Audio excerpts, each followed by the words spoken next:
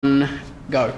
Hi there, we're back here on the Cal Gym Omni Press leg press machine, and the reason why I like this machine is biomechanically it's absolutely perfect, and it was designed by a sports scientist called Leo Young, and Leo's a mate of mine. As a matter of fact, I did my certificate 4 under Leo Young and Tony Shields, and if you have a look at the book Fitness: A Systematic Approach, which is used by all the TAF colleges and etc. to teach Certificate 3 and Certificate 4 these days. Leo and Tony Shields actually were the guys behind creating that book, and we were one of probably the first crew that went through with Leo and Tony, and they were under the banner of FitLink at the particular point in time. Okay, that's back in I think it was about 1990, 92, 93 when I did my original courses. Now, the leg press machine, as I say, the reason why I like this, it actually simulates the correct way of squatting better than any other machine, because it allows you to go down past parallel. Now, a lot of people tell you not to go past parallel. Well, I hazard to argue against that, because one of the main reasons is the quadricep muscle, this muscle here, that goes across the top of the leg, hooks into the hip, goes across the top of the leg and ties it over the patella or the kneecap. That actually isn't stretched correctly or properly until you actually squat really low, below parallel. You don't have to do heavy weights. You can do it just with body weight. For instance, in the power boxing class that I run here at Movements Fitness Centre, we do just body weight squatting, body weight lunges, and we might do 50 body weight squats. Now, you can do that in your hotel room, you can do that at your house, but I assure you that if you do a volume of body weight squatting, not only resistance level squatting, which is on this machine, but even your own body weight. Like, for instance, one client I have, she has a little bit of extra weight, so I'm just getting her to do body weight squats. No pressure on the knees.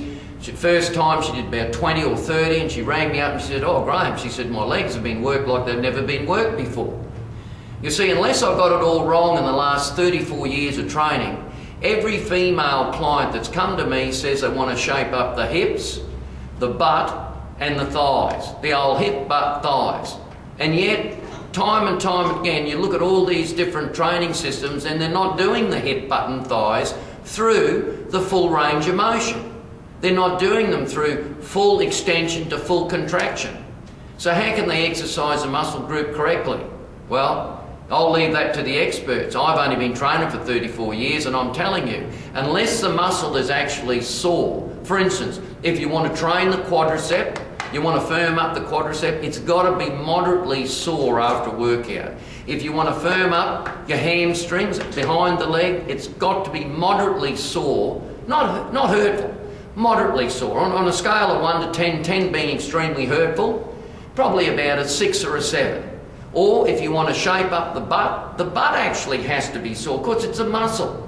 At the end of the day, they're just muscles, right? So, a full squat will shape up the hip, butt, thighs. And people say, "I don't want to increase weight on their butt."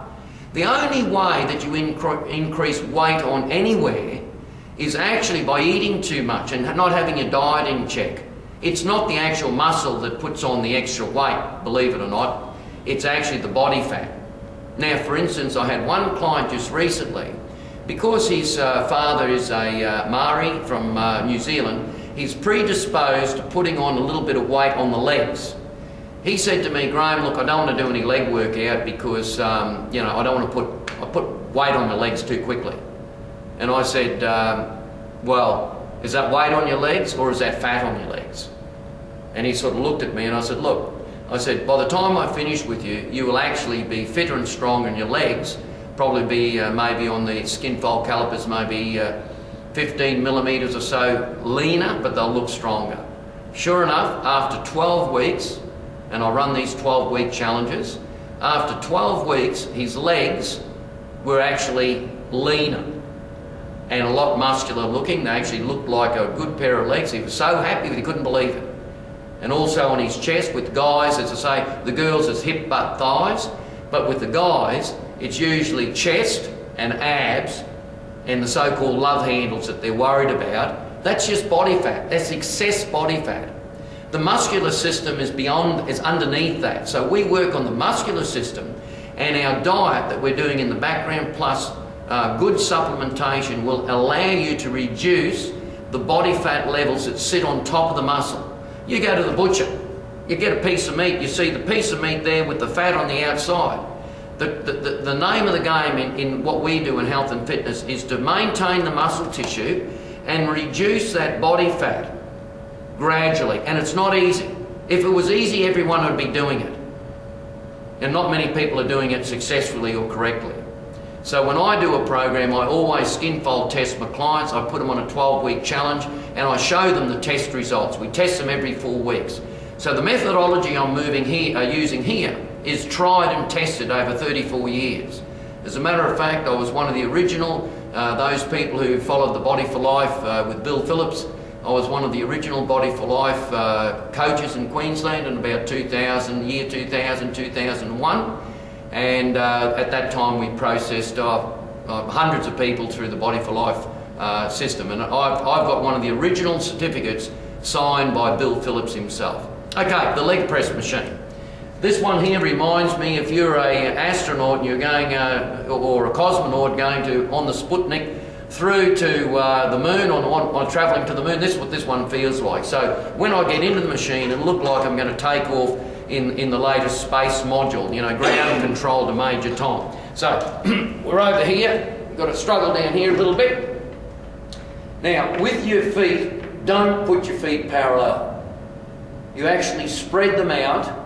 Your toes, spread the toes out about 15 degrees, right? Now you'll notice that with this machine, I'm actually putting it down as low as I can. Look at that. My backside is almost touching the plate.